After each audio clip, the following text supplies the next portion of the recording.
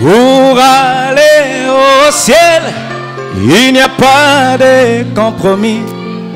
Pour aller au ciel, on ne demande même pas quelque chose. Pour aller au ciel, il n'y a pas de compromis.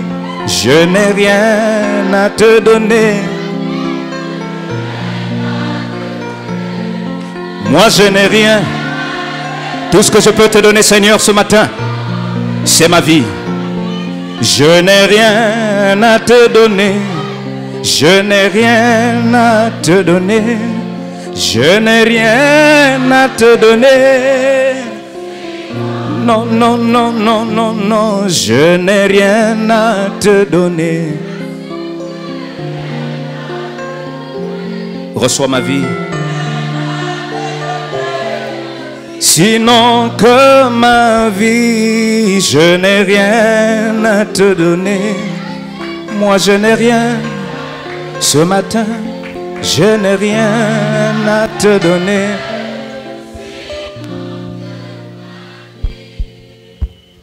Dieu notre Père,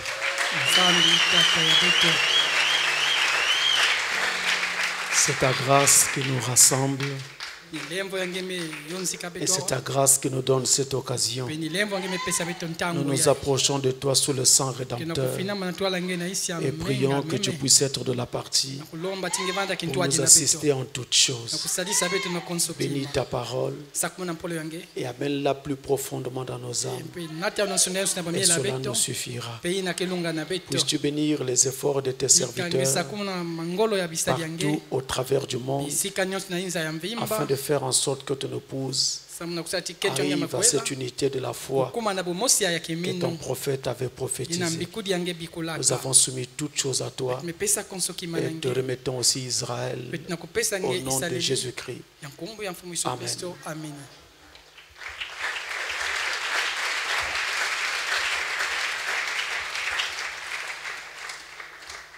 Je vous salue tous au nom du Seigneur Jésus-Christ.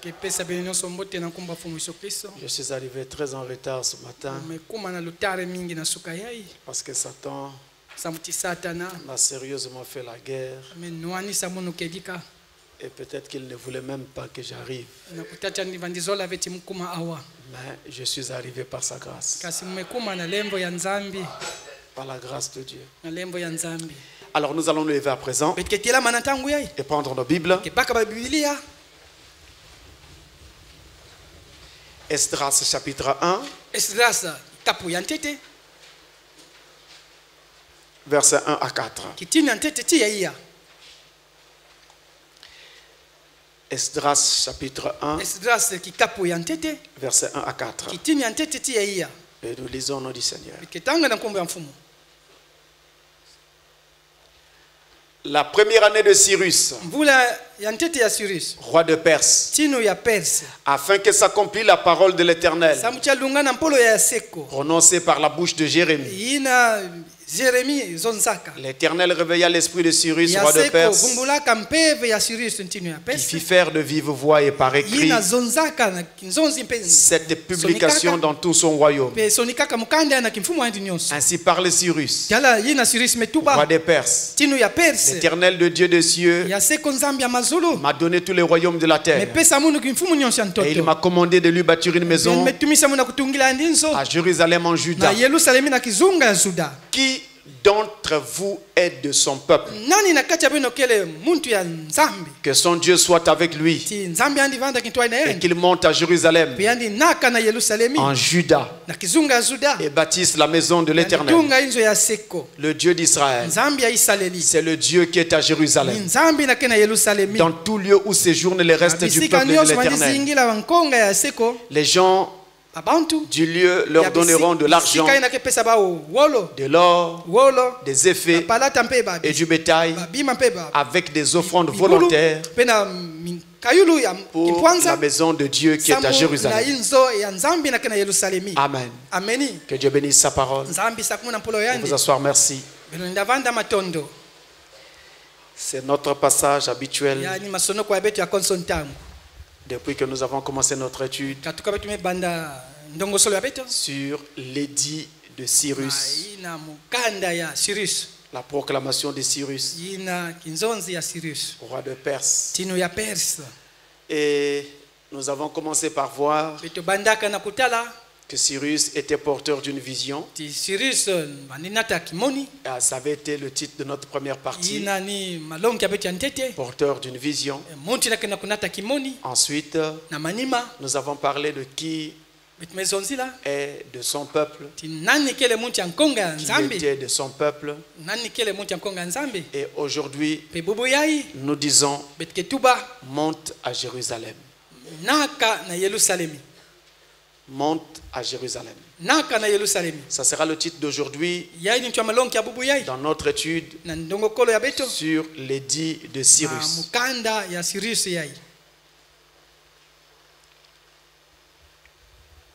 Tout ceci se passe en terre d'exil, où se trouvait Israël en ce moment-là. Vous vous rappelez qu'ils avaient connu 3 captivités, pour ne parler que du seul peuple de Juda. Une captivité en 606, où Daniel avait été déporté, accompagné du roi Joachim, qui avait été déporté avec le prophète Daniel en 597 avant Jésus-Christ. Ils ont connu leur deuxième déportation. Et là, le prophète Ézéchiel va être déporté. Et avec lui, le roi Joachim. Et en 586, par là, eh bien, une troisième déportation va avoir lieu. Et c'est le roi Sédécias qui va être déporté. Et avec un bon nombre de gens de Juda. Et jusque-là, dans toutes ces déportations, Dieu était en train de se servir des nations païennes pour punir Israël de ses péchés, pour punir Israël de ses éloignements. Il se servait donc des nations païennes pour faire cela. Mais dans l'édit de Cyrus, donc ici dans le livre d'Esdras, eh bien, nous voyons maintenant Dieu se servir d'un monarque païen, d'un roi païen, pour le bien de son peuple élu. Il n'utilise plus un roi païen pour punir Israël, mais il utilise un roi païen pour pouvoir bénir Israël. Et je tiens à vous dire que Dieu a l'œil sur ses élus, peu importe l'endroit de la terre où ils se trouvent, quelles que soient les conditions de ce pays, quelle que soit la politique de ce pays, quelles que soient les lois de ce pays, Dieu a l'œil sur ses élus. Et si quelque chose est en train ou essaierait de bloquer l'avancement de son peuple, je vous dis sincèrement que Dieu s'en occupera lui-même. Et quand il va le faire, vous verrez tous que c'est Dieu qui l'a fait. Et lorsque il utilise ce monarque païen, Cyrus le grand, ou Cyrus II de Perse, Cyrus va employer une expression qui, à partir de là, va devenir courante dans la Bible. Il va dire l'Éternel, le Dieu des cieux, m'a donné tous les royaumes de la terre. Il dit l'Éternel, le Dieu des cieux. Autrement dit, il parle de l'Éternel en tant que Dieu suprême. Autrement dit encore, le Dieu d'Israël, ou le Dieu des chrétiens, est le seul véritable Dieu. Je peux entendre un amen. que vous alliez,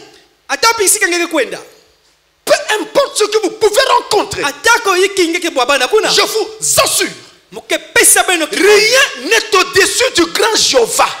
Rien n'est au-dessus de Christ. Il est le Dieu suprême.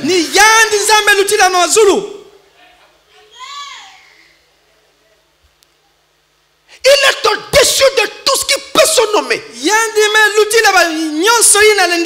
Et il exerce son pouvoir sur les monarques humains. Il exerce sa domination sur les rois de la terre. Et je répète, il exerce sa domination sur toutes choses. Je signe sur toutes les choses. Ayez foi. Je sais de quoi je parle. Et nous établissons tout ça sur la parole. Surveillez chaque écriture que je vais lire. Que ce soit la Bible ou le prophète. Surveillez-moi attentivement. Dans Daniel, au chapitre 4, verset 1 jusqu'à 3. Ensuite, nous prenons le verset 10 jusqu'à 12. Et après 21 à 25. Je répète. Daniel chapitre 4. D'abord verset 1 à 3. Ensuite verset 10 à 12. Et après verset 21 à 25. Nous essayons de placer toutes ces choses.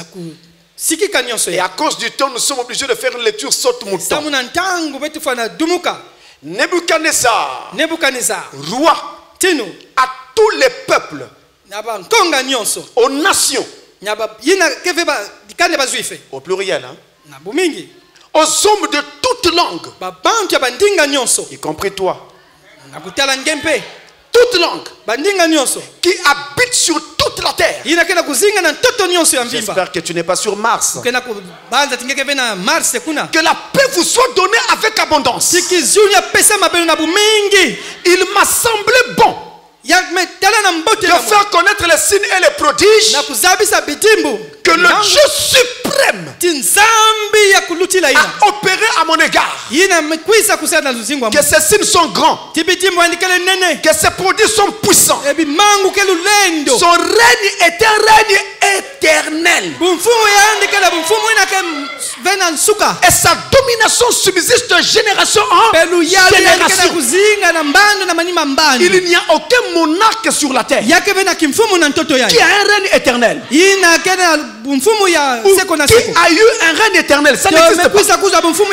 Il n'y a qu'un seul dont le règne est éternel. C'est le Dieu des cieux. Un seul. Je continue. Voici les visions de mon esprit. Pendant que j'étais sur ma couche, je regardais. Et voici, il y avait au milieu de la terre un arbre d'une grande hauteur. Cet arbre était devenu grand et fort. Sa cime s'élevait jusqu'aux cieux. Et on le voyait des extrémités de toute la terre. Son feuillage était beau. Et ses fruits abondants. Il portait de la nourriture pour tous. Les bêtes des champs s'abritaient sous son ombre. Les oiseaux du ciel faisaient leur demeure parmi ses branches. Tout être vivant tirait de lui sa nourriture. Verset 21 maintenant. Cet arbre dont le feuillage était beau et les feuilles abondantes qui portaient de la nourriture pour tous, sous lequel s'abritaient les bêtes des champs et parmi les branches duquel les oiseaux du ciel faisaient leur demeure. C'est toi, oh roi, qui est devenu grand et fort, dont la grandeur s'est accrue et s'est élevée jusqu'aux cieux, et dont la domination s'étend jusqu'aux extrémités de la terre. Le roi avait l'un de ceux qui veillent. Craignez mes frères. Vous ne connaissez pas le décret du Très-Haut. Le roi avait l'un de ceux qui veillent. Les anges qui sont saints. Descendre des cieux et dire: abattez l'arbre et détruisez-le, mais laissez-en en terre le tronc où se trouvent les racines, et liez-le avec des chaînes de fer et des reins parmi l'herbe des champs, qu'il soit trempé de la rosée du ciel, et que son partage soit avec les bêtes de champ, jusqu'à ce que 7 temps soit passé sur lui. Voici l'explication. Ô roi, voici le décret du Très-Haut. C'est un édit, un décret, une proclamation, une sentence du Très-Haut. Voici le décret du Très-Haut qui s'accomplira sur le Seigneur mon roi. On te chassera du milieu des hommes. Tu auras ta demeure avec les bêtes des champs, et l'on te donnera comme au bœuf de l'herbe à manger. Tu seras trempé de la rosée du ciel, et 7 temps passeront sur toi, jusqu'à ce que tu saches que le Très-Haut domine sur les règnes des hommes, et qu'il le donne à qui il lui plaît. Je voudrais que l'assemblée dise Amen. Et partout à l'étranger, entendez-moi bien. Quand Dieu proclame quelque chose, aucun humain ne peut résister. Et je répète, dans tous les pays où se trouvent les élus de Dieu, Dieu a l'œil sur ces élus-là. Si quelqu'un veut les réduire au silence, si quelqu'un veut les écraser, il sera écrasé lui-même avant d'avoir écrasé le dernier élu. Amen. C'est pourquoi faites ce que vous voulez, faites comme vous voulez, mais ne touchez pas à l'héritage de Dieu. Que ce soit ici ou partout ailleurs dans le monde, qui que vous soyez, ne touchez pas à l'héritage de Dieu. Amen. Le peuple de Dieu est l'héritage de Dieu. Amen. Le peuple de Dieu ne fait pas de politique. Le peuple de Dieu ne pose pas la candidature pour être député, sénateur ou président. Mais le peuple de Dieu n'a qu'un seul candidat qui l'élève. C'est le Seigneur Jésus-Christ, le Dieu suprême, le Dieu des cieux. Mais ne les dérangez pas. Laissez-les tranquilles. Sinon Dieu va vous demander des comptes. Vous allez aller sous la terre avant le temps. Amen. Ceux qui étaient là avant vous sont où? Il y a eu quelqu'un qui gouvernait la terre, mais il a été abattu en plein exercice. Vous vous rappelez d'un président américain qui était mort en plein exercice? Parce que le plan de Dieu, on ne doit pas y toucher. Moi j'aime Israël, tout comme j'aime l'Amérique. Mais quand il faut dire la vérité, il faut dire la vérité. En Israël, ils ont eu un premier ministre qui a été abattu aussi en plein exercice, Isaac Rabin. Mais pourquoi? On ne doit pas sortir du plan établi par Dieu. Quand tu sors, Dieu t'élimine.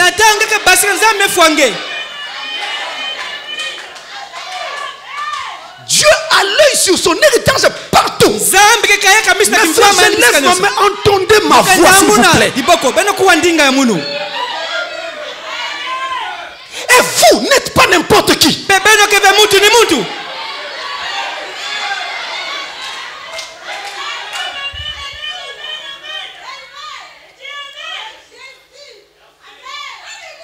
Alors le Dieu des cieux chargea Cyrus de faire une proclamation pour demander aux enfants d'Israël de repartir en terre promise, rebâtir la ville et rebâtir le temple. Dieu donna une vision à Cyrus pour cela. Une vision. Dieu lui donna une vision. Ensuite, Cyrus vint avec la vision et parla à tout le peuple pour demander à ceux qui étaient de Dieu de se lever, de monter à Jérusalem, parce que la ville et le temple devaient être rebâtis.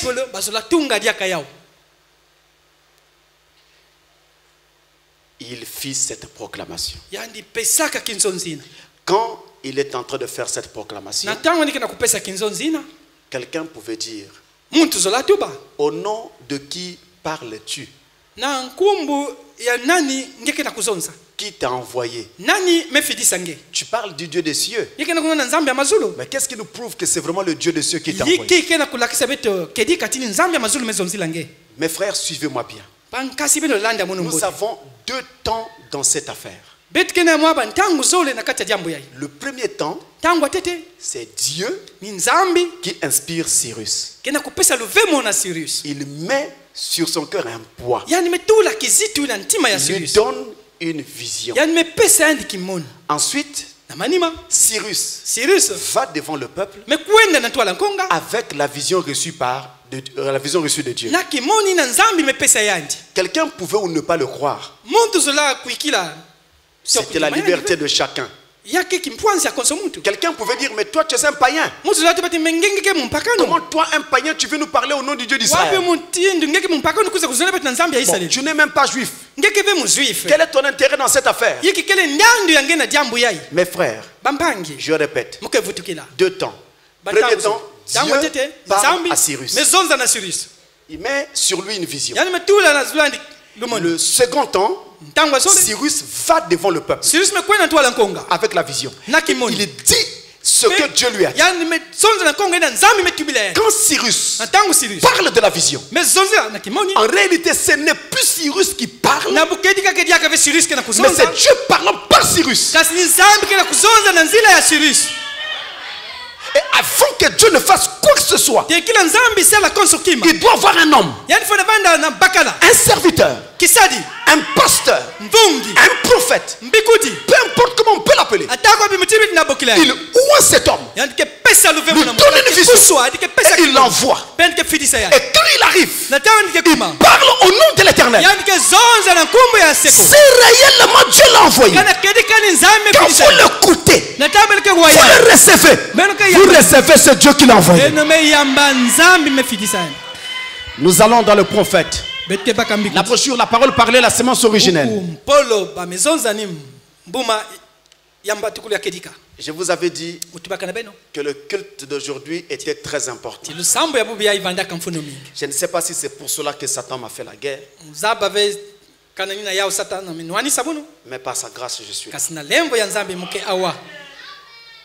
C'est pourquoi nous voulons établir ces choses. Dans Parole parlée, semence originelle, deuxième partie, c'est prêché le 18 mars 1962. La deuxième partie est prêchée le soir. Paragraphe 301. Il dit, paragraphe 301. L'épouse de Jéhovah mourut. Il la répudia et prit parmi les nations un peuple qui porte son nom. Est-ce vrai? Son nom. Comme une femme prend le nom d'un homme. L'épouse. Maintenant, qu'a-t-elle fait? Les mêmes choses qu'elles firent les autres fois. Elles se donnèrent un nom. Se polluèrent. Elles, au pluriel, ces églises-là.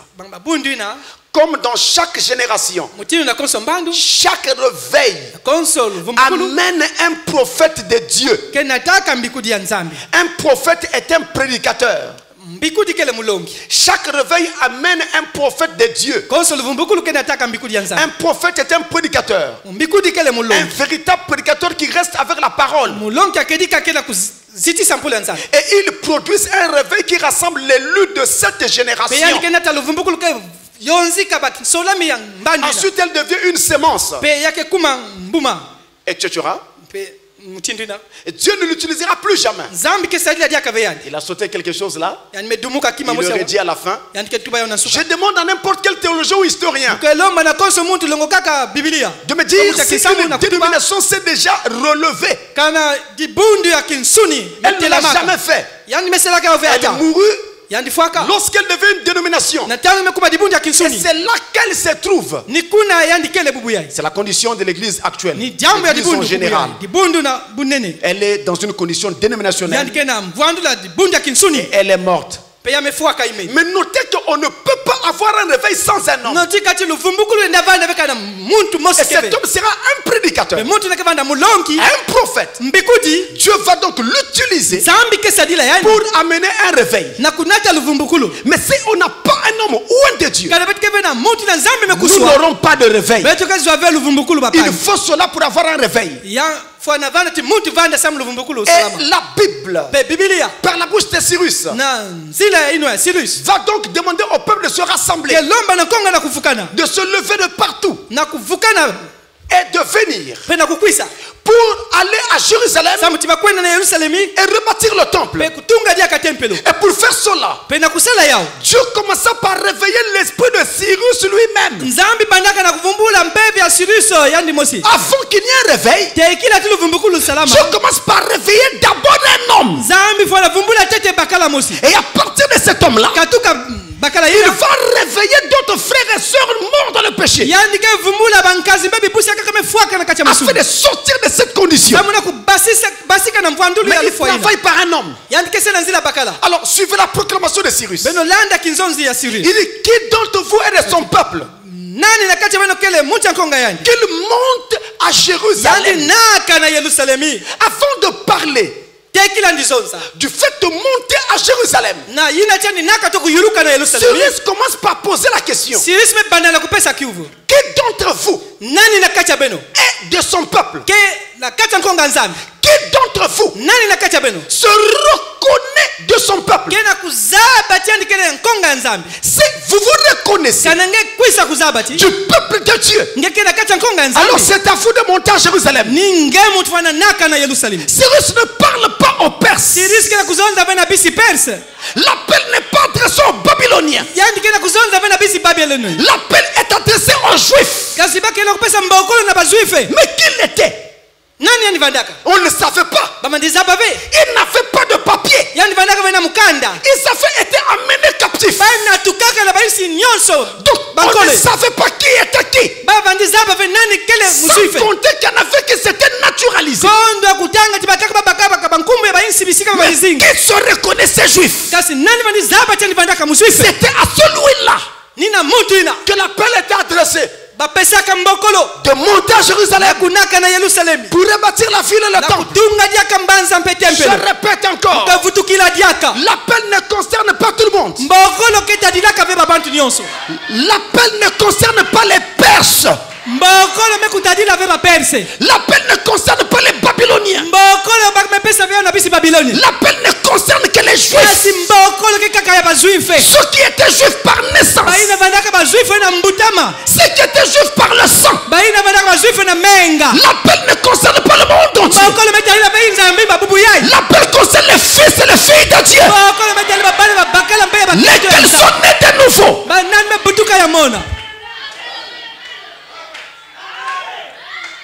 C'est pas pour tout le monde, mes amis. Mais pour les fils et les filles de Dieu. Mais il faut que ce fils de Dieu, il faut que cette fille de Dieu se reconnaisse fils ou fille de Dieu. Il doit se reconnaître. S'il ne se reconnaît pas, il va ignorer l'appel. Il pensera que ce n'est pas lui qu'on appelle. Il ne fera rien. Mais s'il reconnaît qu'il est fils de Dieu, il fera attention à ce qui le concerne. Vous savez, mes frères, si un jour vous faites un tour à l'étranger, vous verrez que si vous voulez suivre le journal, par exemple international, vous allez vous intéresser à votre pays. Quand vous suivez le journal à l'étranger, dès qu'on parle de votre pays, vous dites, taisez-vous. Attendez d'abord, attendez. Vous voulez suivre. Les autres, ça ne leur dit rien. Mais toi, ça te dit quelque chose. Parce que c'est ton pays. C'est ta nation.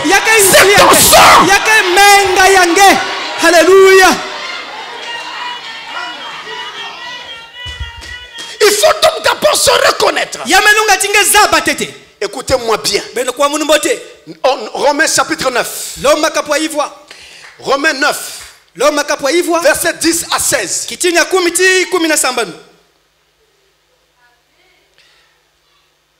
Verset 10 à 16. Écoutez-moi bien. Et nous devons quitter toutes ces peurs et tout le reste. L'adoption en ligne de mire. Et de plus, j'ai dit Romains 9, verset 10 jusqu'à 16. Et de plus, il en fut ainsi de Rebecca, qui conçut du seul Isaac notre père. Car quoique les enfants ne fussent pas encore nés, et qu'ils n'eussent fait ni bien ni mal, afin que le dessein d'élection de Dieu subsista, sans dépendre des œuvres, afin que le dessein d'élection de Dieu subsista sans dépendre des œuvres et par la seule volonté de celui qui appelle. Il fut dit à Rebecca, l'aîné sera assujetti au plus jeune, selon ce qui est écrit. J'ai aimé Jacob et j'ai haï Esaü. Que dirons-nous donc? Y a-t-il en Dieu de l'injustice? Loin de là. Car il dit à Moïse, je ferai miséricorde à qui je fais miséricorde, et j'aurai compassion de qui j'ai compassion. Ainsi donc, cela ne dépend ni de celui qui veut, ni de celui qui court, mais de Dieu qui fait miséricorde. Ça ne dépend pas de tes efforts. Ça ne dépend pas de ce que tu dis. Mais ça dépend de Dieu qui fait grâce à qui il veut.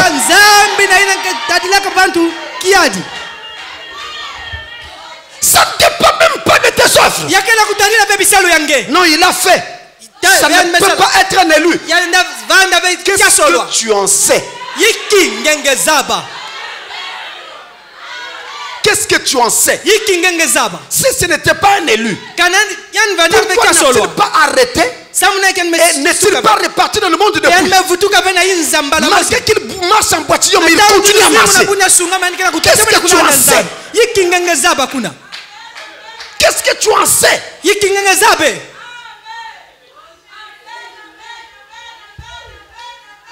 Ça ne dépend pas de celui qui veut. Ça ne dépend pas de ton exercice corporel.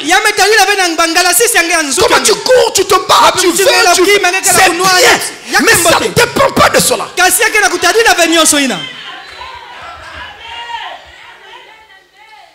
Vous êtes avec moi là? Mais ça dépend de Dieu qui fait grâce. Le salut est une prédestination. Je suis fils de Dieu par prédestination. Je suis fille de Dieu par prédestination. Dieu n'a pas fait de moi son fils ou sa fille parce que j'avais une bonne vie.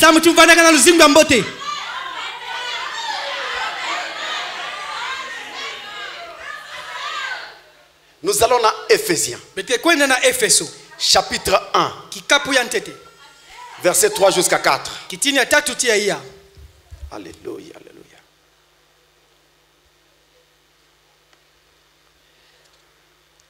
Éphésiens 1, verset 3 à 4.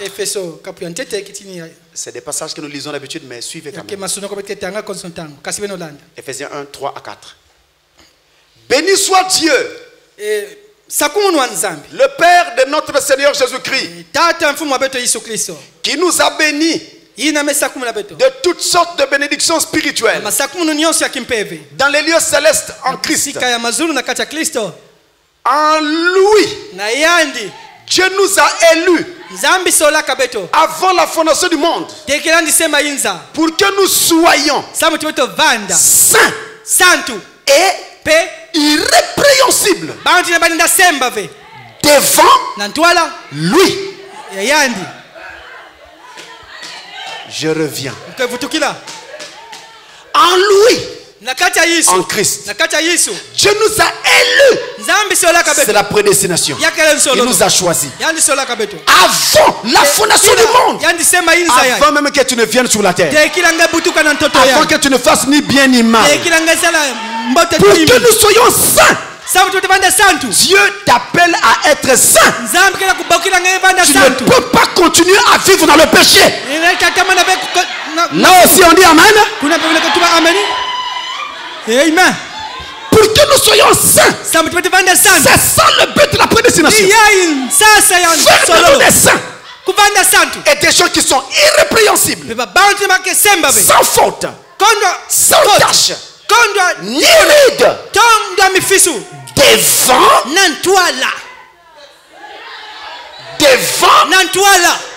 devant lui, pas devant un homme. Devant l'homme, tu ne seras jamais saint. Ton frère ou ta soeur va toujours se rappeler ce que tu avais fait. Il avait fait. Il avait dit. Il avait fait. Il avait dit. Tu ne seras jamais saint. Mais devant Dieu, tu es saint. Ce que tu avais fait est jeté dans la mer de l'oubli. Alléluia. L'homme peut te pardonner, mais il ne peut pas oublier ce qu'il t'avait fait. Mais Dieu pardonne et oublie. Alors je ne m'inquiète pas de ceux qui me jugent. Je ne m'en fais pas des gens qui parlent contre moi. Parce que si devant eux je ne suis pas saint, il n'avait pas été dit que je serais saint devant eux. Ma sainteté, c'est devant Dieu. Et par moi-même je ne peux pas. Je n'ai pas de sainteté. Mais quand le Saint-Esprit vient dans moi, je deviens saint. Alléluia. Amen.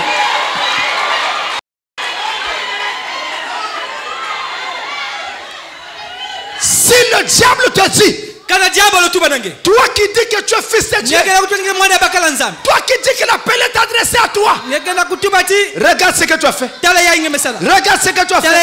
Regarde ce que tu as fait. Regarde ce que tu as fait. Dis à Satan, tu es venu en retard. Je suis venu en retard.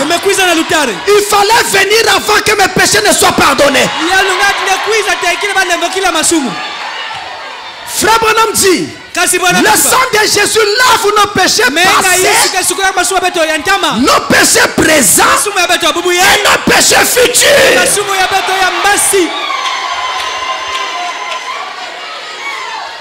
Amen.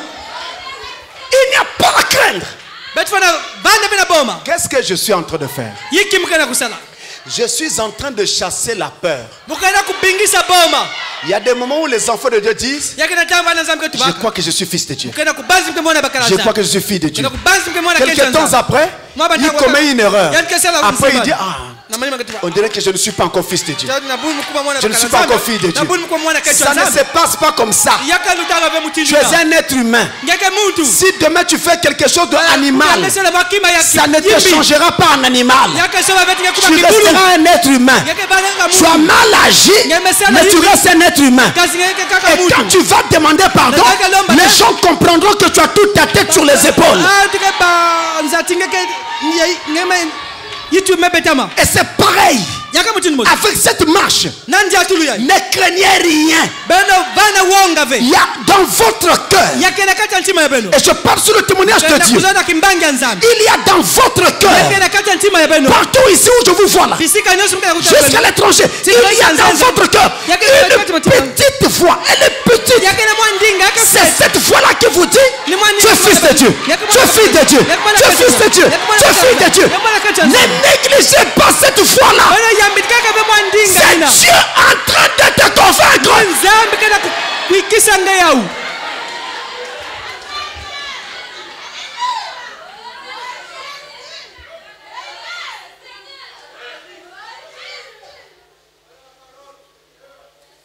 Et le prophète ajoute: le sang de Jésus nous garde sauvés. Une fois que tu es sauvé, le sang va veiller à ce que tu restes sauvé. Je suis en train de chasser les craintes. Alors, l'appel de Cyrus a monté à Jérusalem impliquait donc un positionnement. Il fallait que chacun prenne sa position. Que celui qui n'était pas juif s'écarte. Mais que celui qui était juif se lève et monte à Jérusalem. La première chose, il fallait d'abord se reconnaître juif. Tu es juif, tu te reconnais juif. C'est la première étape. Ensuite, il fallait maintenant monter à Jérusalem. Tu es fils, tu es fille de Dieu. Maintenant, il te faut prendre la position d'un fils.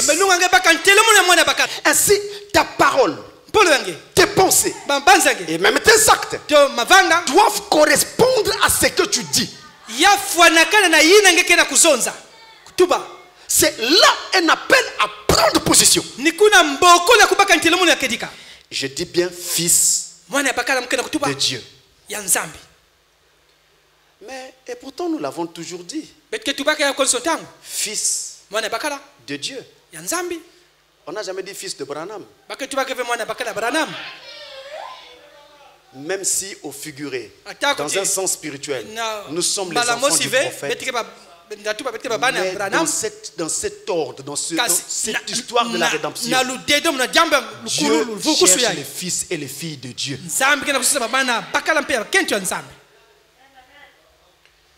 Vous me suivez? En prenant position en tant que fils de Dieu, alors nous devons savoir que cette prise de position doit commencer par quitter le péché. Il n'y a pas de fils de Dieu qui vit et se vautre tranquillement dans le péché.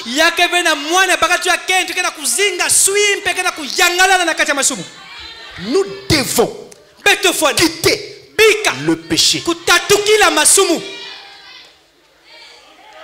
Et en faisant cela, nous prenons position comme fils et filles de Dieu. Dans 2 Timothée, chapitre 2,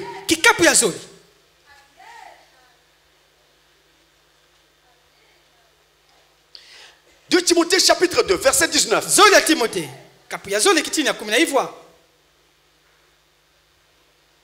2 de Timothée, chapitre 2, le verset 19. Néanmoins, le solide fondement de Dieu reste debout.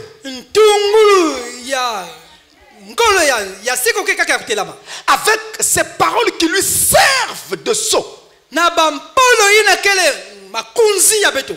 Le Seigneur connaît ceux qui lui appartiennent. Et quiconque prononce le nom du Seigneur, qu'il s'éloigne de l'iniquité. À cause du nom du Seigneur, à cause du nom de Dieu, nous devons. Il n'y a pas d'à peu près. Nous devons nous éloigner du péché. À cause du nom du Seigneur. Vous avez souvent entendu parler de l'enlèvement. Et dans la Bible, il y a un passage clé pour cela. C'est 1 Thessaloniciens 4. Seulement, on n'a pas souvent insisté sur les versets qui viennent avant. Oui, 1 Thessaloniciens 4 parle de l'enlèvement. À partir du verset 13. Mais les 12 premiers versets parlent de quoi? Vous voyez que c'est après ça qu'on parle de l'enlèvement. Et vous n'aurez pas d'enlèvement si vous négligez les deux, ce qui est en haut. Allons dans 1 Thessaloniciens 4. Verset 1 à 12. Il est écrit.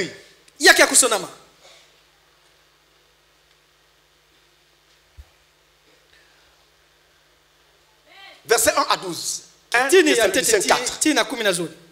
Au reste, frères, puisque vous avez appris de nous comment vous devez vous conduire et plaire à Dieu, et que c'est là ce que vous faites, nous vous prions et nous vous conjurons au nom du Seigneur Jésus de marcher à cet égard de progrès en progrès. Vous savez, en effet, quel précepte nous vous avons donné de la part du Seigneur Jésus? Ce que Dieu veut, c'est votre sanctification. Vous entendez ça? C'est que vous vous absteniez de l'impudicité. L'amour libre. Un homme et une femme non mariés. Une jeune fille à l'école avec un petit copain. C'est ça qu'on appelle impudicité.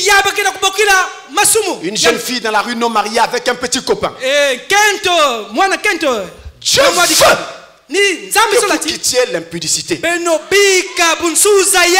Il continue. C'est que chacun de vous sache posséder son corps dans la sainteté et l'honnêteté. Si tu as le Saint-Esprit, tu ne pourras pas supporter d'avoir un petit ami. Tu peux commettre une erreur, mais supporter d'avoir une petite amie. Un petit ami. Une erreur peut arriver, mais tu dois vivre d'avec ça. Tu as une petite amie. Tu as un petit ami. Il y a quelque chose qui ne va pas. L'appel de Cyrus ne te concerne pas. Verset 5. Sans vous livrer à une convoitise passionnée, comme font les païens qui ne connaissent pas Dieu. C'est que personne n'use envers son frère de fraude et de cupidité dans les affaires. Alléluia. Dans les affaires, on fait des histoires, on dribble tout ça. On dit non, on n'a eu que ça. On a eu que ça. Mais on n'a pas eu que ça. C'est un mensonge. C'est de la cupidité. Où est-ce que tu vas amener cet argent? l'argent volé. Même si tu arrives à avoir des milliards qui remplissent des conteneurs, le jour de ta mort, ce conteneur d'argent ne va pas t'accompagner. Mais mes frères, est-ce que vous comprenez que l'argent n'est qu'un moyen d'échange? Et ça ne doit pas constituer un piège pour toi, au point de te transformer en voleur.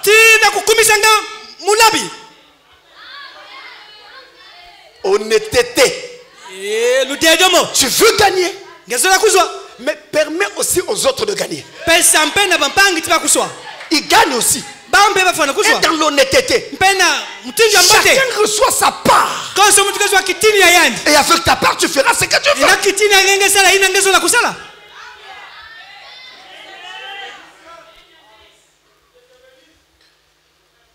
Je ne peux pas, par exemple, je fais travailler les gens.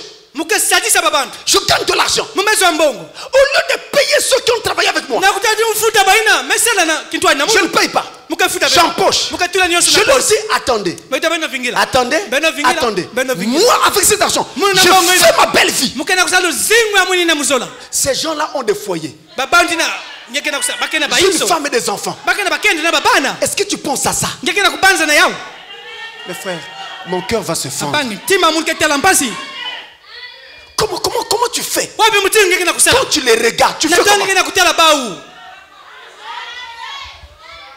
La Bible dit, ne retiens pas le salaire du mercenaire.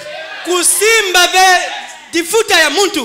arrive le moment de payer quelqu'un, donne-lui son argent, ne lui amène pas des explications.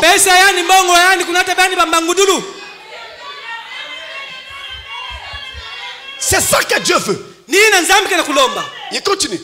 Parce que le Seigneur tire vengeance de toutes ces choses. Comme nous l'avons déjà dit et attesté. Dieu tire vengeance. Ne vous étonnez pas de voir des affaires qui tombent. Ne vous étonnez pas. Car Dieu, verset 7, ne nous a pas appelés à l'impureté. Regarde ta maison.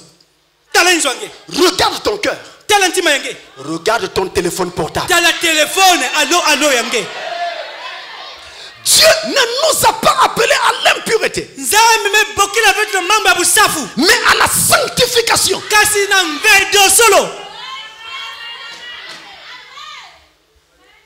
Celui donc qui rejette ses préceptes ne rejette pas un homme, mais Dieu, qui vous a aussi donné le Saint-Esprit. Pardonnez-moi. Pardonnez-moi. Mais si je ne dis pas, je risque de porter une responsabilité devant Dieu. C'est ma responsabilité. Je dois le dire. C'est aussi l'une des raisons pour lesquelles je n'encourage pas les frères à vivre ici. La femme vit à Beyrouth.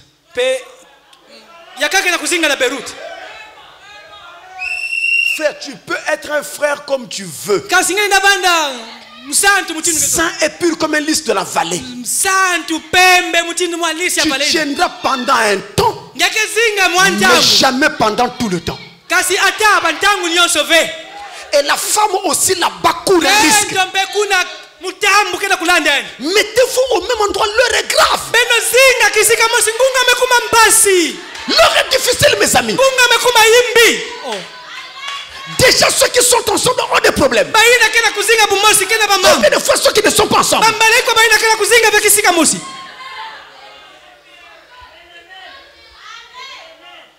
Verset 9. Pour ce qui est de l'amour fraternel,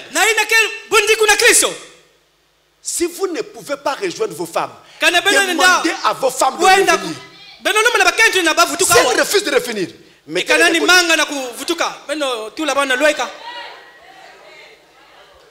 je suis sérieux, mes amis.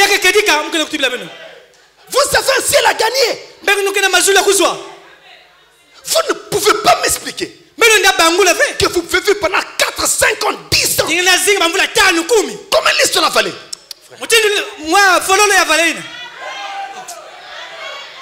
Verset 9. Pour ce qui est de l'amour fraternel, vous n'avez pas besoin qu'on vous en écrive. Car vous avez vous-même appris de Dieu à vous aimer les uns les autres. C'est aussi ce que vous faites envers tous les frères de la Macédoine entière. Mais nous vous exhortons, frères, à abonder toujours plus dans cet amour. Quel amour? L'amour fraternel. Just a minute, please. Regardons-nous en face. Honnêtement, en nous regardant en face. Depuis que Frère Branham est parti, est-ce que dans l'église on avance plus dans l'amour ou on s'éloigne plus? Est-ce que dans le message nous sommes plus unis ou plus divisés? Est-ce que vous ne voyez pas que quelque chose ne va pas? Nous avons abandonné Jésus au temple. Arrêtons-nous. Faisons marche arrière.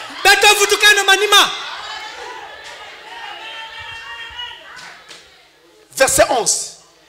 D'abord il dit abonder encore plus dans cet amour. Écoutez le verset 11. Et à mettre votre honneur à vivre tranquille. Vivre tranquille. Paisiblement chez toi. Il avance. À vous occuper de vos propres affaires. Pas toujours l'œil dans la maison du voisin. Pas toujours de longues oreilles pour entendre ce qu'on dit ici, ce qu'on dit là. Après, ça va t'amener où? Ça ne fait que créer la haine. Ça ne fait que diviser. Haïr des frères. Mépriser. C'est lui qui te rapporte le mal d'un frère. Dites-moi, en quoi il t'aime? Et s'il t'aime toi, comme il dit, et il n'aime pas l'autre frère là-bas, rappelle-toi ce qu'il est en train de faire de ce frère-là auprès de toi. Demain il fera ça de toi auprès de quelqu'un d'autre. Aujourd'hui vous êtes bien. Demain ça n'ira pas. Je te le garantis. Alléluia.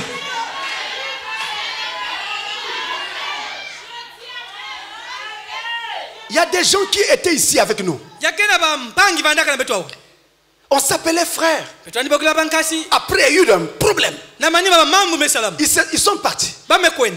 Pour eux, nous étions devenus des oiseaux pourris. À l'heure où je parle, ils sont de la plus grande désolation.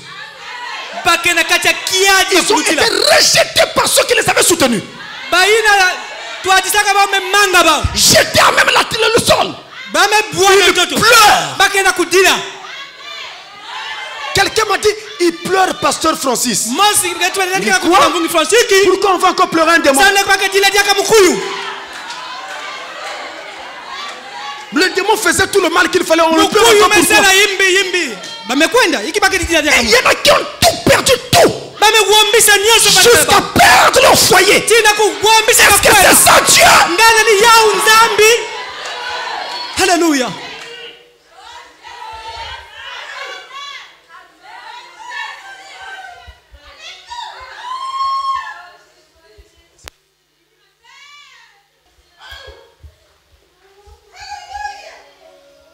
Voyez-vous?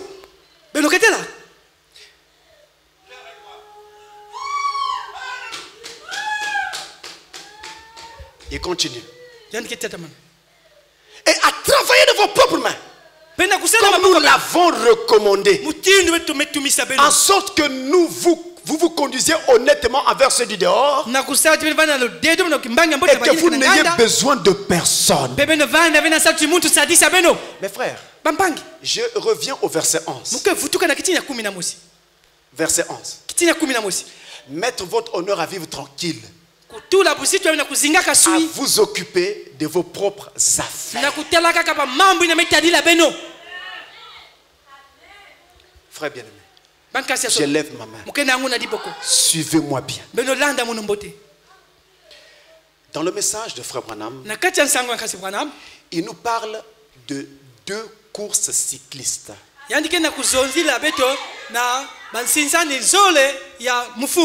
Je commence par la première. La première course cycliste,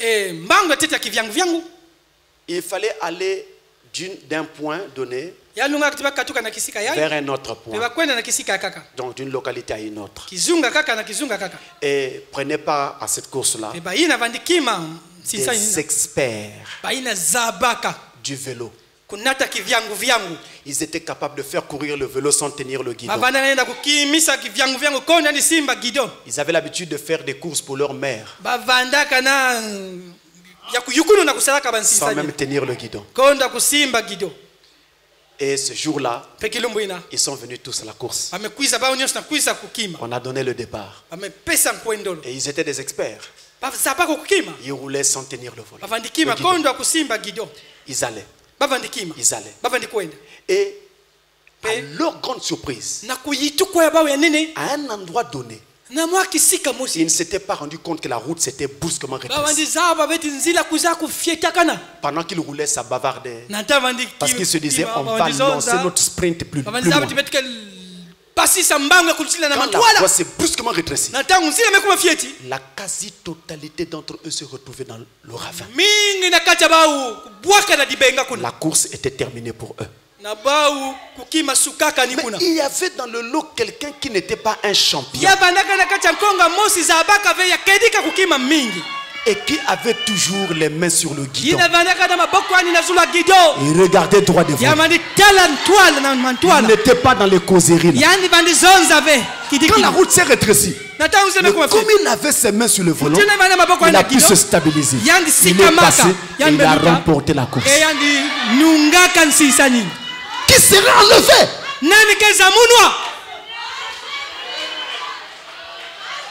Je ne crois pas que ce soit celui qui s'occupe des affaires d'autrui, qui n'a pas les mains sur le guidon et qui ne regarde pas droit devant. Ensuite, Frère parle d'une autre course cycliste. Celle-là avait lieu en un seul endroit. La course c'était, on a pris une planche, on l'a surélevée, et donc elle est au-dessus du sol de plusieurs pieds. Et on demandait aux cyclistes, un à un, de rouler sur cette planche-là. Elle descendait comme ça brusquement et remontait sans tomber. Une petite planche. C'est ce qu'on va leur demander. Là encore arrivent beaucoup de gens, parmi lesquels un vieil ami de Frère Branham, Frère Baxter. Et c'est lui qui raconte cette histoire à Frère Branham. Quand ils arrivent à la course, avant qu'on ne donne le top, ça bavardait là. Il disait, oh, moi, ça, c'est simple, ça. Il dit, c'était des experts du vélo. Ils étaient capables d'aller faire des courses pour leurs parents et mettre les charges sous les bras. Ils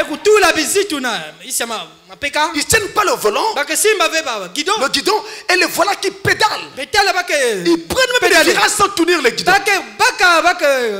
Et Baxter était de l'un de ses champions. Alors il se disait, oh ça on va faire ça, oh, c'est simple, c'est facile. Tous bavardaient comme ça. Au milieu d'eux, il y avait un petit garçon efféminé, peureux. On le regardait, on disait, oh celui-là ne va même pas commencer. Dès que sa roue va toucher le début de la planche, il tombe. Il ne parlait pas. On l'insultait, on parlait, on disait, il ne répondait pas. Oh lui il ne pourra pas, lui il est ceci, il ne pourra pas, il ne répondait pas. Il ne répondait pas. Il était là calme.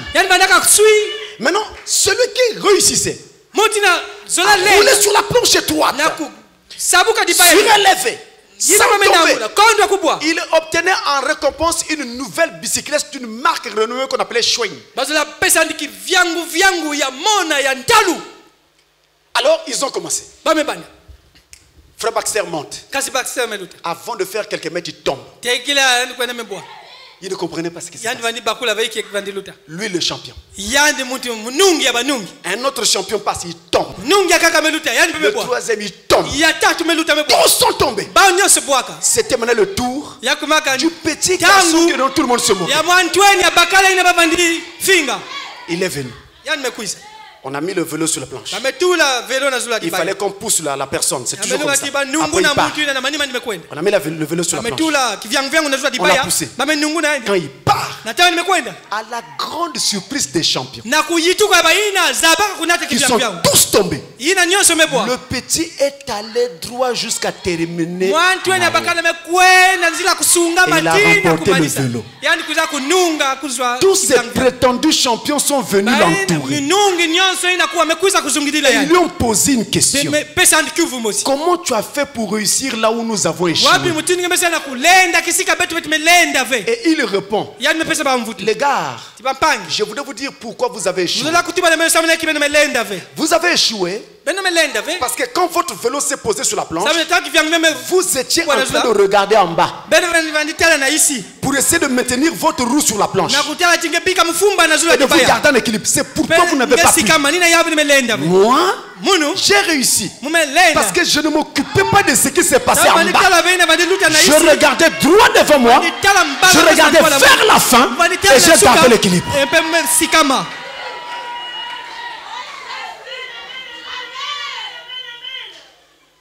Si tu marches en regardant vers le bas, qu'est-ce qui se passe là?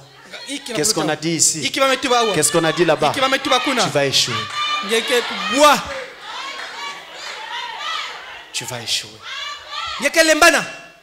Qui a dit quoi? Qui a dit ceci? Tes regards toujours vers le bas, vers la terre. Des choses inutiles.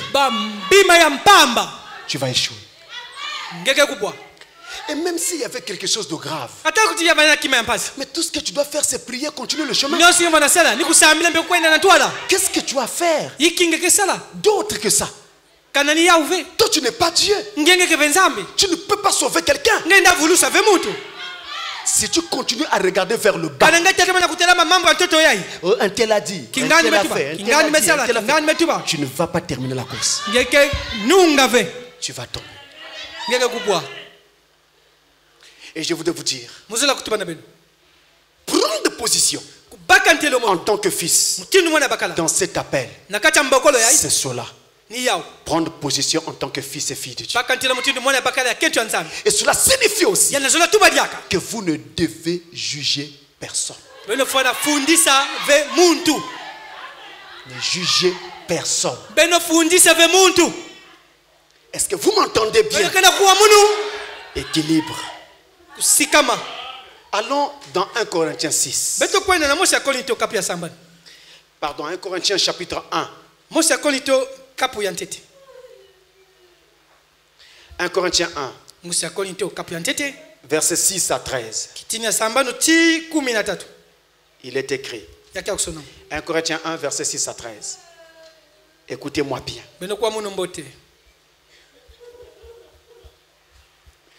Le témoignage de Christ ayant été solidement établi parmi vous, de sorte qu'il ne vous manque aucun don, dans l'attente où vous êtes de la manifestation de notre Seigneur Jésus-Christ.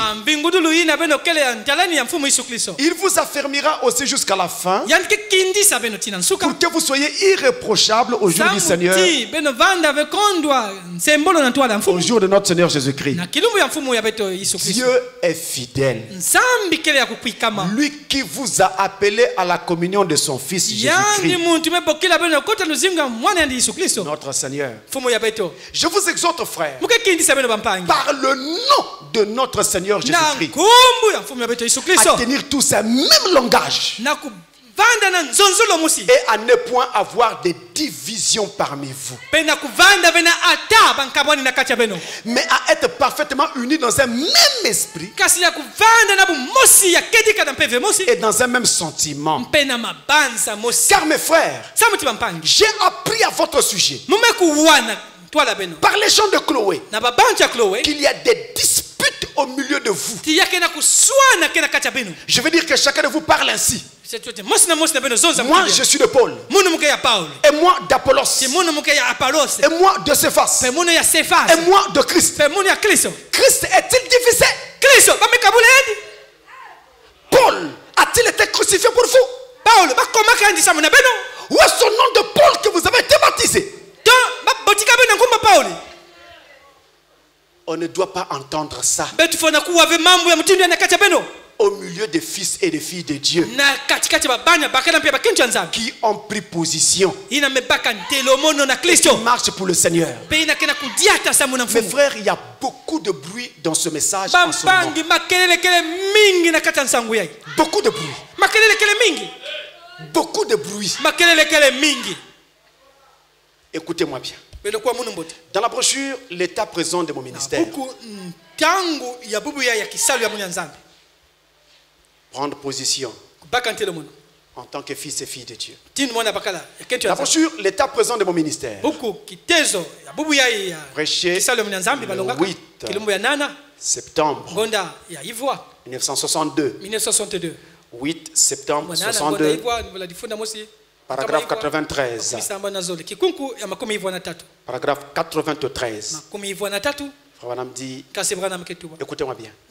Vous savez, les hommes essayent de rechercher les honneurs les uns des autres.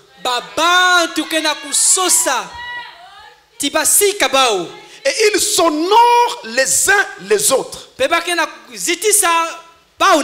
Et ils déshonorent Dieu en faisant ainsi.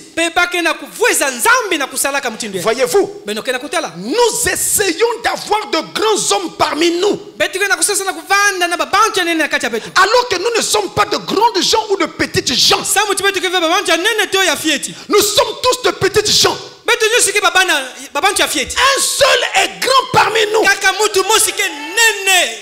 et c'est notre Seigneur. Voyez-vous, un seul est grand parmi nous.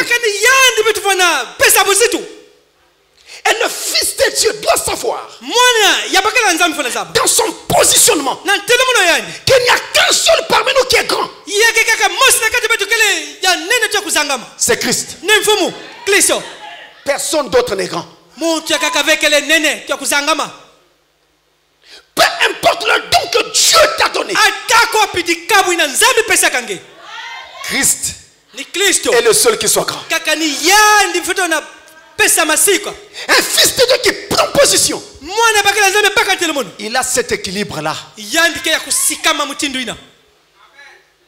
Vous me suivez? Dans la brochure, le respect, c'est la brochure que vous connaissez très bien.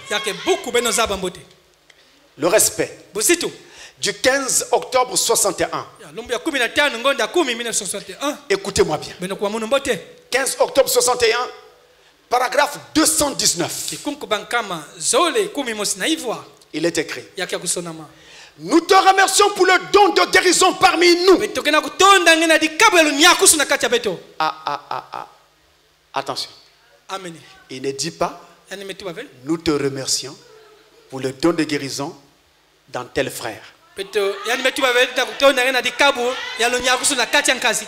Même si c'est toujours dans un frère. Mais lui dit parmi nous. C'est pour tout le monde. Nous te remercions pour le don de guérison parmi nous. Nous te remercions pour le don de prophétie parmi nous. Nous te remercions pour le don des langues et le don d'interprétation. Oh Dieu, nous te prions de continuer à envoyer des dons parmi nous. Les dons du grand Saint-Esprit. Et il continue en montrant que le plus grand de tous ces dons-là, c'est Jésus-Christ, le don du salut que Dieu nous a fait. Mais il dit, nous te remercions pour chaque don que tu as mis parmi nous. N'importe quel don que Dieu met au milieu de nous, au travers d'un frère, ce don-là est un don pour le corps. Ce don-là est un bénéfice soit pour le corps local, soit pour le corps universel. Mais c'est Dieu au travers d'un don au milieu de nous. C'est Dieu œuvrant parmi son peuple. Nous n'avons pas à élever l'un et à abaisser l'autre sous quelque prétexte que ce soit. Chaque don, c'est Dieu parmi nous. Chaque don de Dieu est un bien, un bénéfice pour nous. On n'élève personne, on n'abaisse personne, et nous n'élevons que Christ seul. Et quand on voit quelque chose de bien, nous disons merci Seigneur. Mais jamais on doit dire merci frère. Ce frère là n'est rien. Ce frère-là n'a rien fait.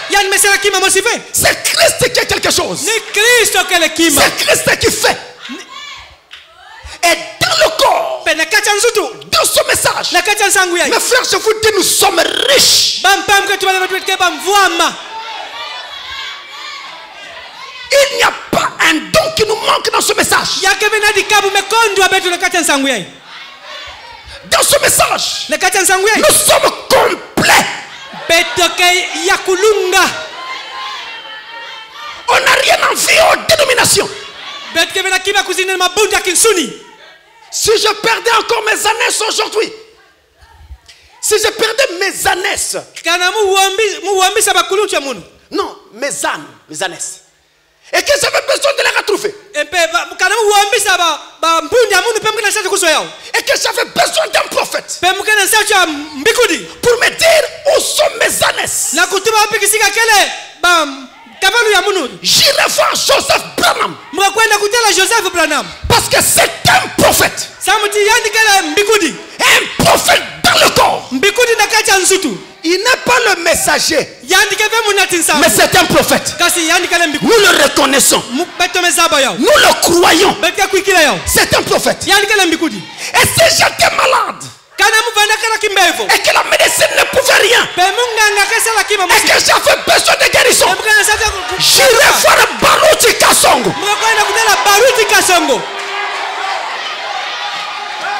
Parce que le don de guérison est en lui. Et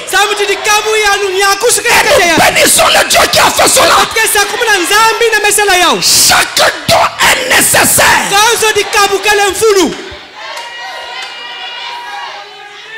Ne nous disputons pas.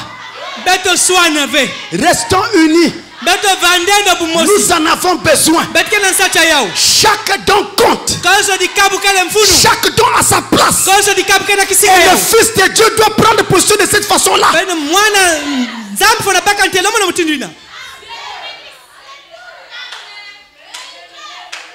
C'est alors que nous ferons de grands progrès.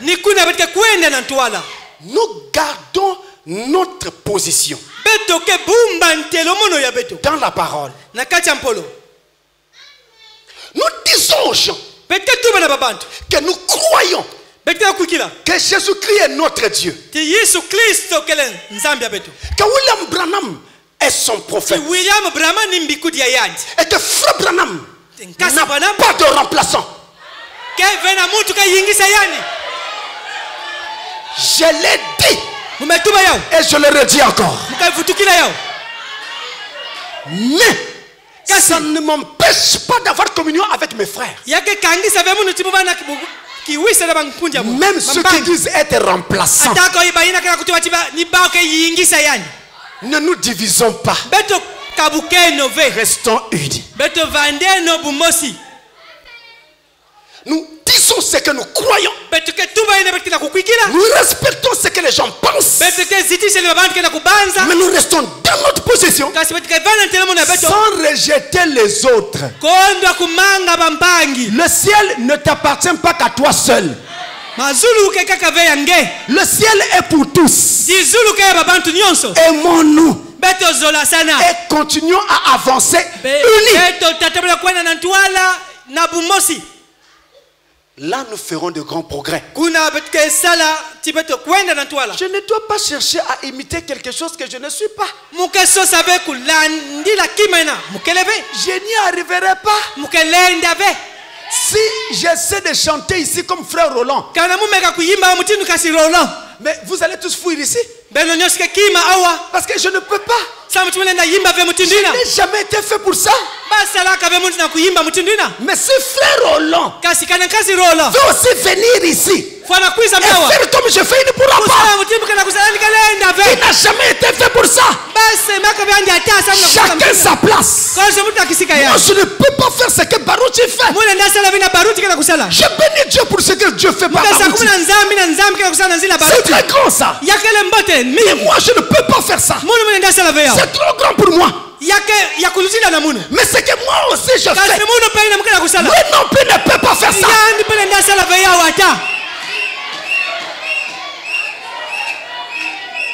Une fois, je me suis retrouvé avec Pasteur Barouti dans une même convention. Je l'aime beaucoup. Et c'était mon tour de prêcher. Je viens, je prêche. Mon titre c'était lance ta fossile et moissonne. J'ai commencé dans l'Ancien Testament. J'ai monté. J'ai monté jusqu'au Nouveau Testament.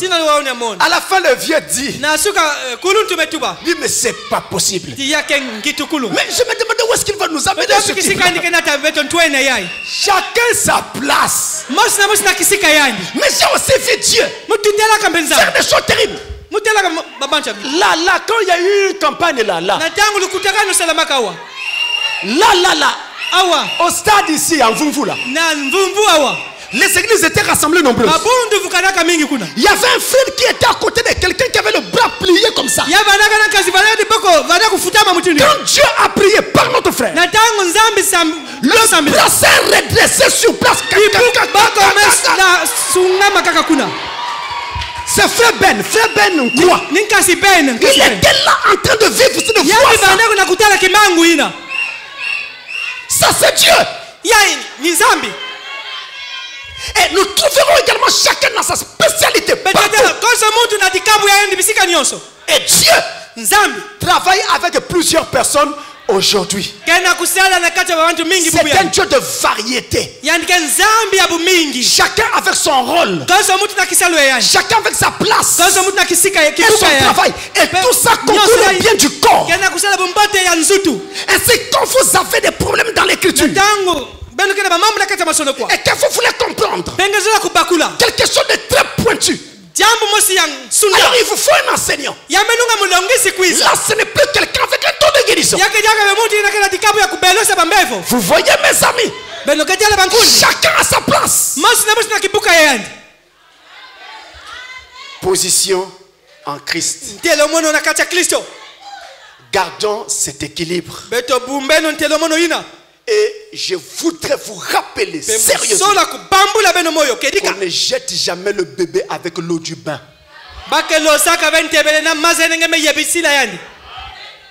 Peu importe ce que c'est. Même si le bébé a tout fait dans les eaux, vous jetterez les eaux, pas le bébé. C'est pourquoi peu importe ce que nous avons, on s'assoit, on parle, on avance, mais on ne se dénigre pas les uns les autres. Nous avons besoin des uns des autres. La course ou la marche à cette heure, c'est devenu rude. L'amour seul nous aidera à vaincre. Et tous nos frères sont bons. Tous nos frères sont merveilleux. Au travers d'eux, je vois Dieu, le Dieu bon, grand et merveilleux. Amen. Et c'est le Fils de Dieu ou la fille de Dieu qui se reconnaît doit prendre position. Avant de terminer, écoutez-moi très bien. Maintenant qu'il prend position pour la parole, il décide de ne plus regarder vers le bas, mais de regarder vers la ligne d'arrivée. De ne plus perdre le temps, un tel a dit, un tel a dit. Regarde vers l'arrivée. Maintenant Dieu te dit, monte à Jérusalem.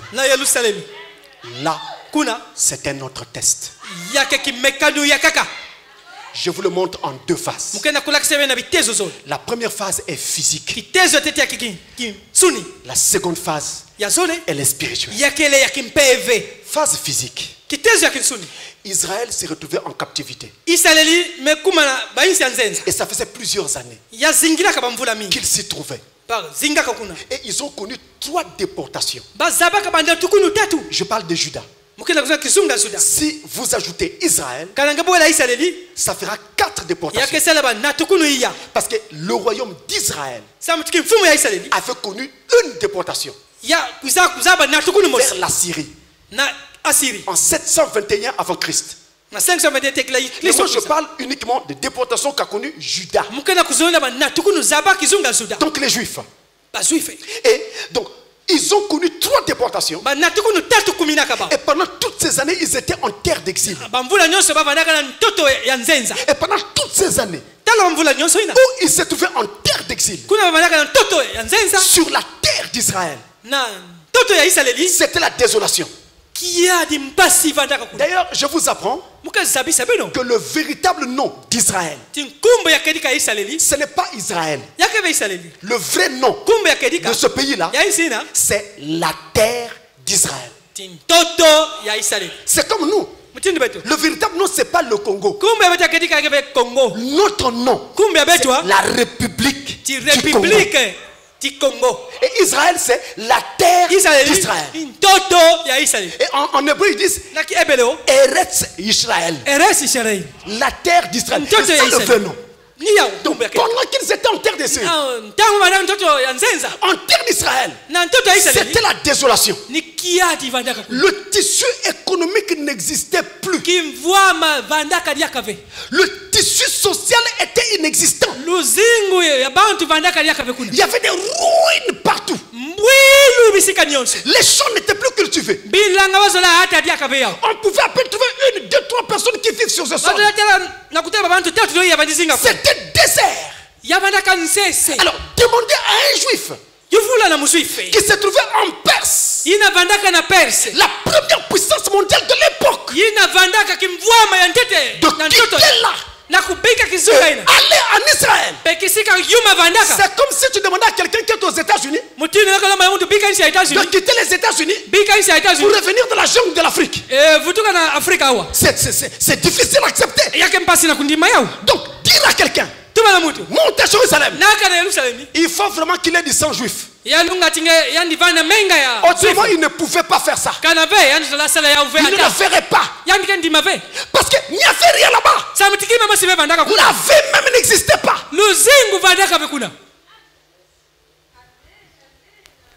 Comment aller faire le désert?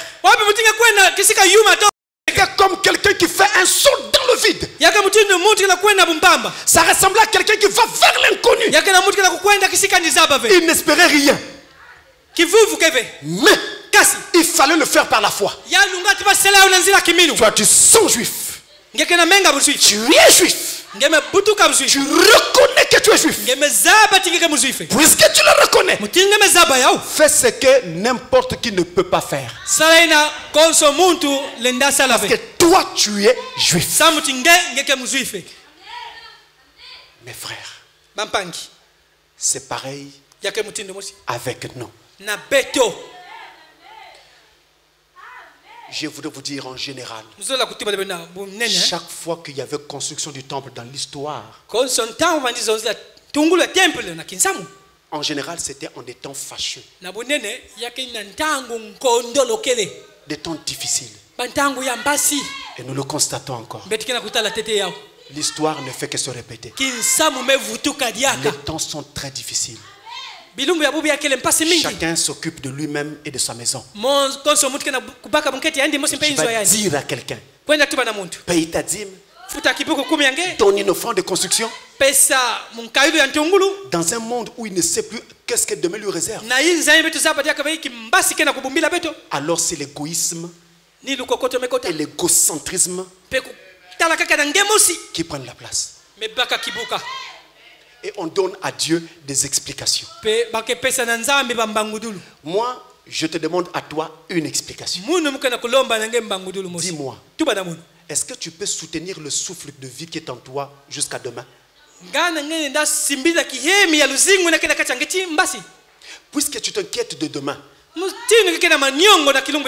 est-ce que tu peux soutenir le souffle de vie en toi jusqu'à demain?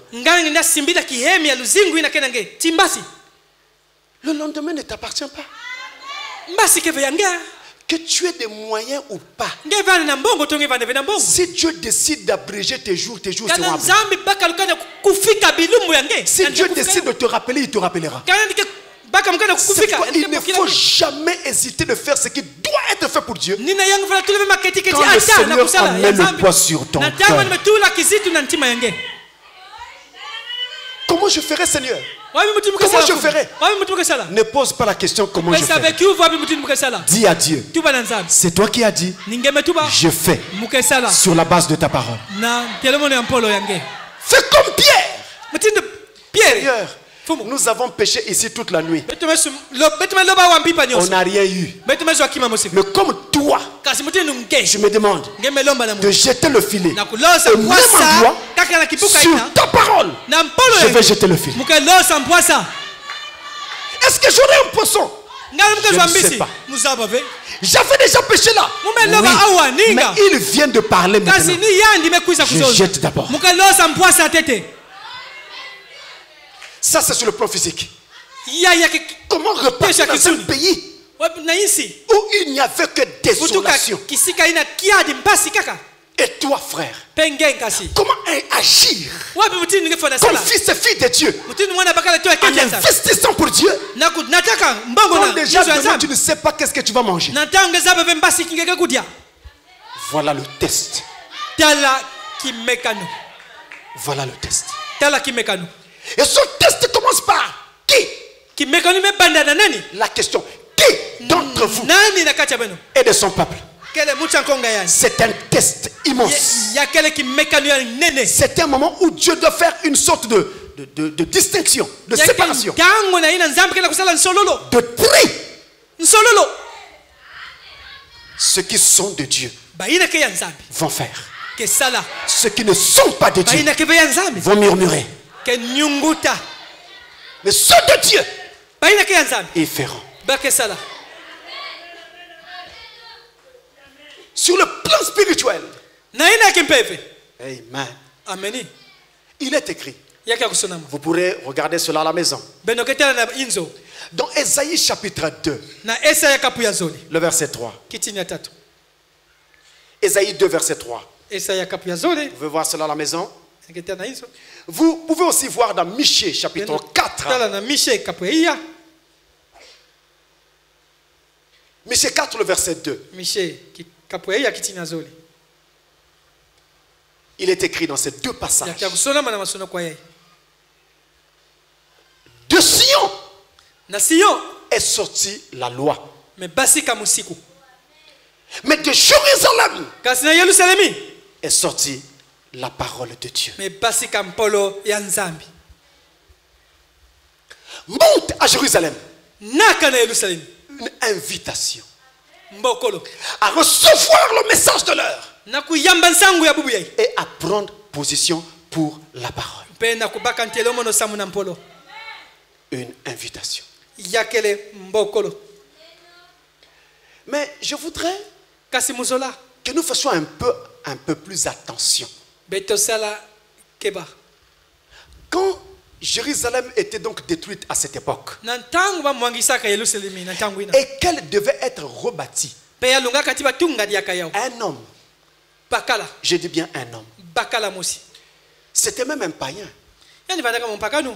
appelé Cyrus, va dire au nom de l'Éternel, maintenant Jérusalem doit être rebâti et le temple reconstruit. Il s'appelait Cyrus. Les Hébreux n'oublient pas l'histoire de ce Cyrus. Contre toute attente, dans cet âge moderne, nous avons vu quelqu'un. Alors que Jérusalem avait toujours été considérée comme la capitale de deux pays. La capitale d'Israël et la capitale de la Palestine. La ville était séparée en deux. Un homme arrive de façon unilatérale. Il dit à partir d'aujourd'hui, je reconnais Israël comme étant la capitale je reconnais Jérusalem comme étant la capitale d'Israël. Et toutes les nations du monde, les ambassades en Israël étaient dans la ville de Tel Aviv. Il a déplacé son ambassade et est allé l'inaugurer, le placer là-bas à Jérusalem. Le monde a crié, le monde a parlé, tout comme on veut parler contre Cyrus à l'époque. Et les Juifs se sont réjouis parce qu'ils y ont vu un signe de la venue du Messie. Et qu'est-ce qu'ils ont fait? Ils ont sorti une monnaie. Et ils ont mis deux effigies sur cette pièce de monnaie. D'un côté, ils ont mis l'image de Cyrus. Cyrus II le Grand. Et de l'autre côté, ils ont mis le visage de Trump. Que se passe-t-il, mes amis? Est-ce que l'heure n'est pas arrivée pour le départ?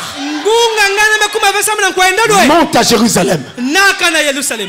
Et frère Branham dit, quand le temple sera rebâti, nous ne serons plus sur la terre. L'église sera déjà partie dans l'enlèvement. Si tu es encore sur la terre en ce moment-là, pendant que l'adoration répond dans le temple juif, ça signifie que tu as raté l'enlèvement. C'est pourquoi nous voyons ici les lumières rouges du signe de sa venue en train de clignoter. Monte à Jérusalem et aligne-toi sur la parole. Si tu es fils de Dieu, prends position. Aligne-toi sur ce message. Frère, permettez-moi de descendre comme un enfant. Je crois que nous avons quitté beaucoup trop de choses. Et nous sommes allés plus loin même que les dénominations. Frère, même dans les dénominations, nous savons qu'il y a un Dieu. Et c'est ce Dieu-là qui est honoré. Peu importe les hommes que Dieu élève au milieu de nous, nous n'avons pas à les honorer. Je veux dire, nous n'avons pas à les élever. Nous devons élever Christ seul. Nous aimons frère Branham. Nous aimons tous nos frères. Mais nous ne devons jamais oublier qu'ils ne sont tous que des instruments utilisés par Dieu. Et l'équilibre chrétien doit faire que je respecte l'instrument, mais je garde mon équilibre avec la parole. Équilibré. Ne regardez plus vers le bas. Regardez vers l'arrivée. Les mains sur le guidon. Afin que vous ne tombiez pas. L'heure est avancée. Voilà l'appel que Christ adresse à chacun de ses enfants. Oh, je devais dire à chacun de ceux qui se reconnaissent comme ses enfants. C'est le moment de se remettre en cause. On ne peut pas continuer avec les mêmes choses. Toujours en train de regarder un tel. On ne peut pas continuer avec ça. Avançons. Et je dois vous dire encore, mes frères, il y a des choses que Dieu permet. Parce qu'il est en train de faire un travail avec un individu. Et il le fait parce qu'il traite avec cet individu-là. N'entrez pas là-bas. Vous ne savez pas ce que Dieu règle avec son fils. Ne rentrez pas là-bas. Regardez à Dieu. N'acceptez pas à cette heure-ci que quelqu'un vous tire vers le bas.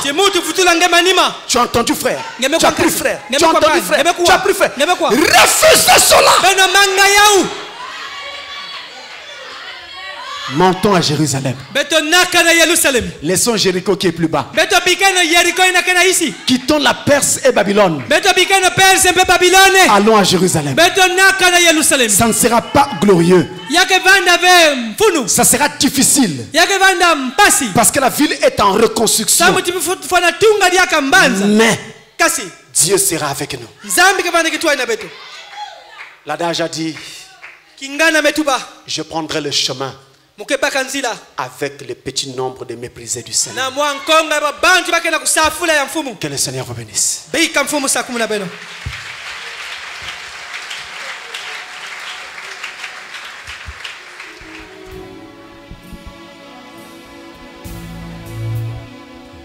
Nations se disloquent,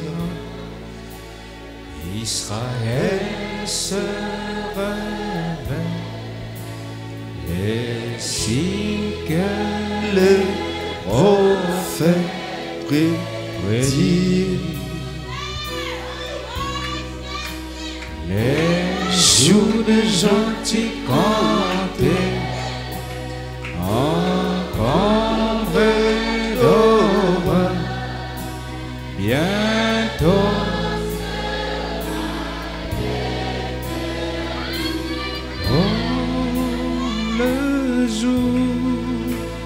Le jour de la rédemption est proche. Il est proche.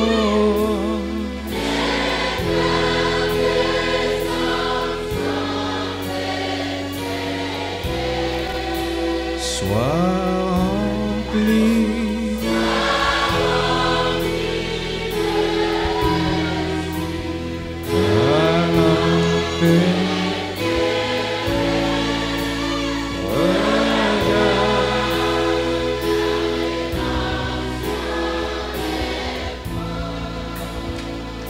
Le Seigneur t'a certainement touché d'une façon ou d'une autre.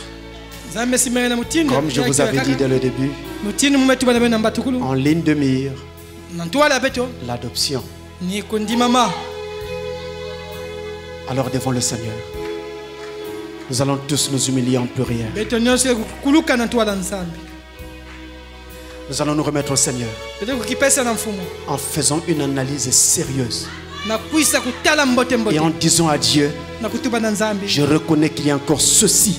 Je m'engage. Je prends la ferme décision. Tous ensemble. Que chacun parle au Seigneur.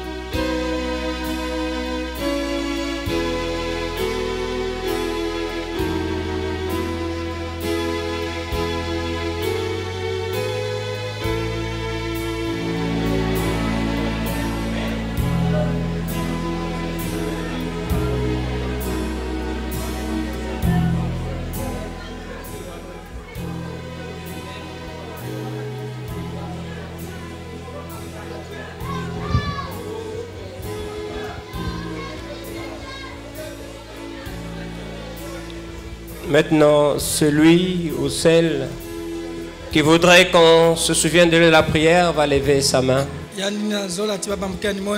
Levez juste votre main. Nous allons prier.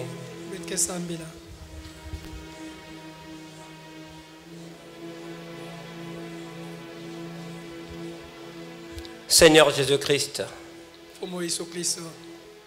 tu es le même hier, aujourd'hui et pour toujours. Ce matin, tu nous as exhortés, Seigneur, de monter à Jérusalem. Nous nous rappelons, Seigneur Jésus-Christ,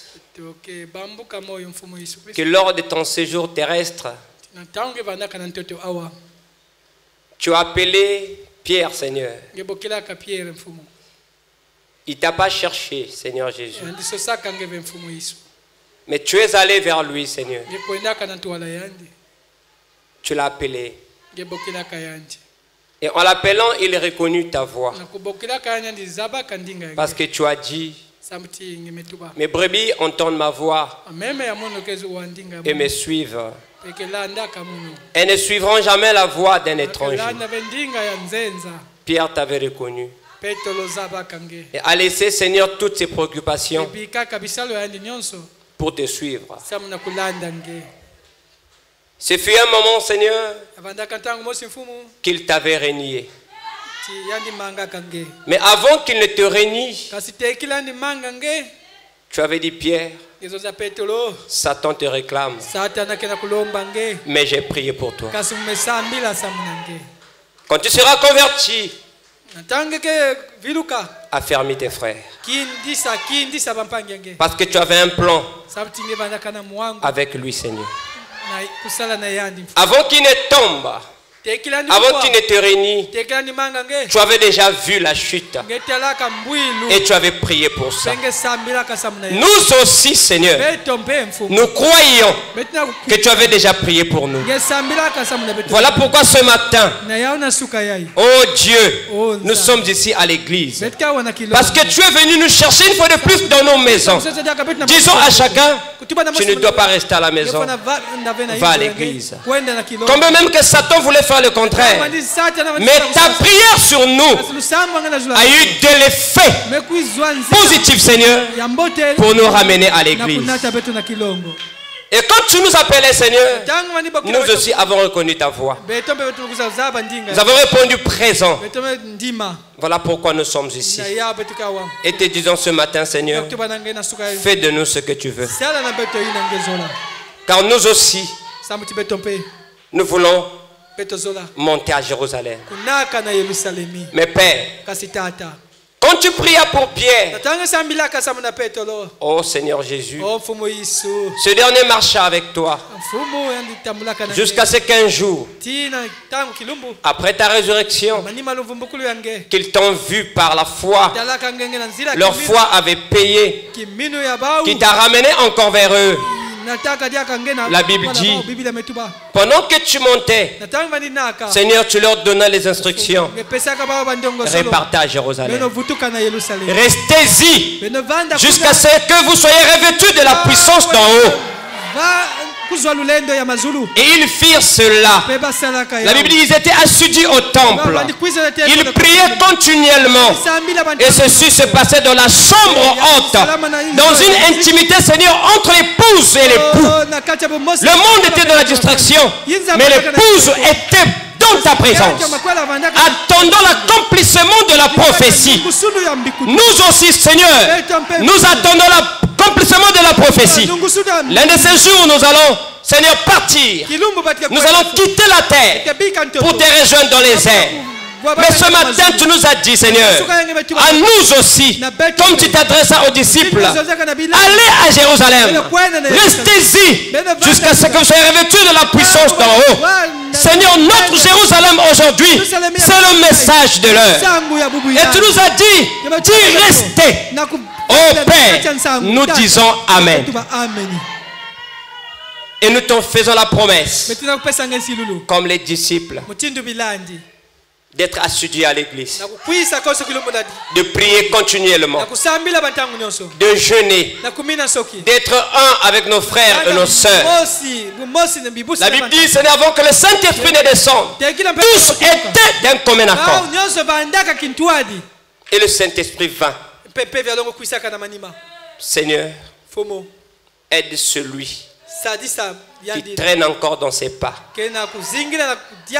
Aide celui qui est tombé. Relève-le, Seigneur. Aide celui qui est courbé. Redresse-le, Seigneur. Aide celui qui est aveugle. Qu'il voie, Seigneur Jésus. De telle sorte que nous soyons une seule âme, un seul cœur, ayant un même sentiment. C'est ce qui fera descendre encore et encore le Saint-Esprit. Les temps sont mauvais, Seigneur. Laisse que le Saint-Esprit descende encore afin de réveiller tous ceux qui dorment et que d'un commun accord nous puissions soutenir cette œuvre au prix de notre sang jusqu'à ce que tu viennes, Seigneur. Éternel Dieu, tu nous as dit beaucoup de choses. Nous nous courbons juste en disant Amen. Ce qui n'a pas été dit, Seigneur, dans cette prière, puisses-tu l'ajouter afin que sortir de cette église, que chacun puisse te toucher du doigt. Conformément à ce qui a été enseigné ce matin. Bénis notre pasteur par lequel tu nous as parlé. Oins-le davantage, Seigneur. De telle sorte que, oh Dieu, à la fin de la route, qu'il n'ait pas de compte à rendre, Seigneur, mais qu'il puisse te présenter une épouse, Seigneur, pure, propre, sans tache ni ride, Seigneur.